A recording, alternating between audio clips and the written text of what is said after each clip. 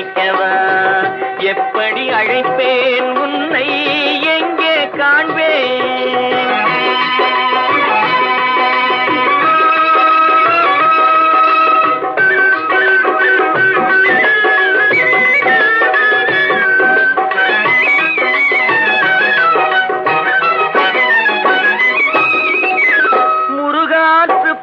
பாடி நக்கீரர் அழைக்க, முருகாற்று படை பாடி நக்கீரர் அழைக்க, நீ முன் தோன்றி வழி அமைத்து கொடுத்தாயப்பா. கலிவெண்பா படைத்து குருபரன் நினைத்தாரப்பா.